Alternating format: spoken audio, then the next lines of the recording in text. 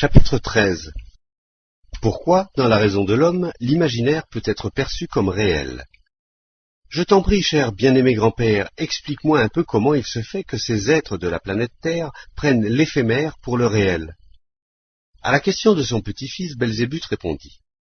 Cette particularité de leur psychisme, mon enfant, n'est apparue que pendant les dernières périodes, et cela parce que la partie essentielle qui se constitue chez eux comme chez tous les êtres tricérébraux a peu à peu laissé les autres parties de leur présence entière percevoir toutes les impressions nouvelles sans accomplir aucun devoir étrique, c'est-à-dire les percevoir uniquement comme le font leur localisation distincte et indépendante nommée centre étrique, où, pour parler comme eux, ils croient tout ce que l'on dit, au lieu de croire seulement ce qu'ils auraient pu connaître eux-mêmes par de judicieuses réflexions, en d'autres termes, ce dont ils auraient pu se convaincre par les résultats d'un débat confrontatif entre toutes les données déjà déposées en eux et à partir desquelles se sont formées différentes notions, en chacune de leurs localisations de nature diverse.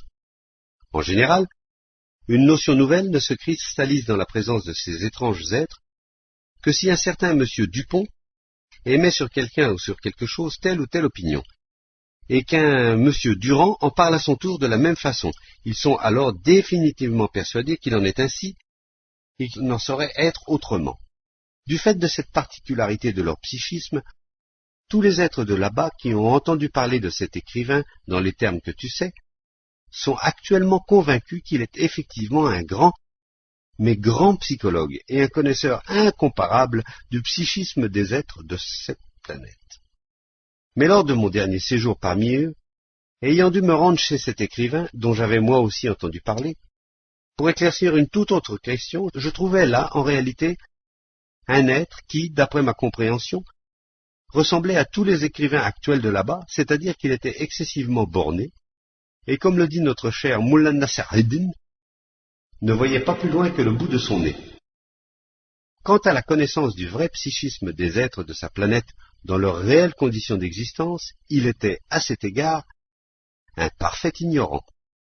Je le répète, l'histoire de cet écrivain montre, de manière caractéristique, à quel point les êtres tricérébraux qui te plaisent, les contemporains surtout, manquent à réaliser les devoirs étriques.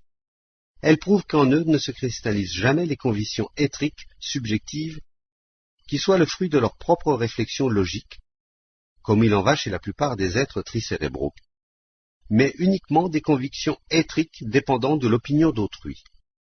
Et c'est parce qu'ils ont cessé d'accomplir les devoirs étriques qui seuls peuvent donner à l'être la connaissance d'une réalité effective, qu'ils ont cru discerner chez cet écrivain certaines qualités inexistantes. Ce trait singulier de leur psychisme, qui consiste à s'en tenir uniquement à ce que dira M. Dupont ou M. Durand, sans s'efforcer d'en savoir davantage, s'est enraciné en eux depuis longtemps, et ils ne cherchent même plus à connaître ce qui ne peut être compris que par d'actives réflexions personnelles. Il faut cependant remarquer que cela ne saurait être imputé à l'organe kundabuffer, infligé à leurs ancêtres, non plus qu'à ses conséquences cristallisées en eux par la faute de certains individuums sacrés, et transmis ensuite par hérédité, de génération en génération.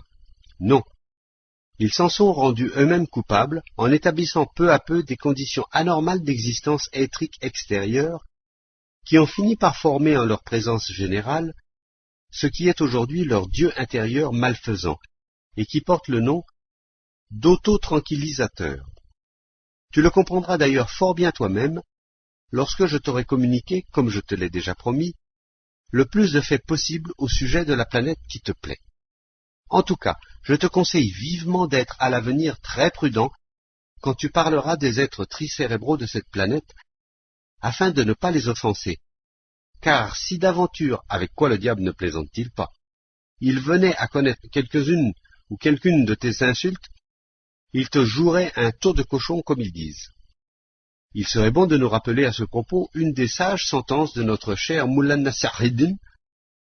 Et que ne vaut-on pas dans le monde? Une puce peut même parfois avaler un éléphant. Belzébuth voulait encore dire quelque chose, mais juste à ce moment, un serviteur du vaisseau entra et lui remit un hétérogramme à son nom. Lorsque Belzébuth eut entendu le contenu de l'hétérogramme, et que le serviteur du vaisseau fut sorti, Assin se tourna vers son aïeul et lui dit « Cher grand-père, raconte encore quelque chose sur les êtres tricentriques qui peuplent l'intéressante planète appelée Terre. » Belzébuth considéra de nouveau son petit-fils avec un sourire singulier, fit un étrange signe de tête et continua.